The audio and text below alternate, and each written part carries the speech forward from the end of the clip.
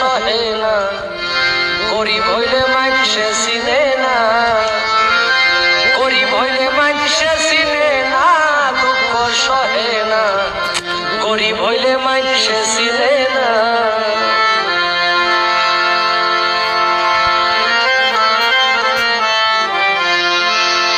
গরিব হয় সাধারণ মানুষ, সাবধানে থাকিলে হয় দোষ, কারণ হয় সে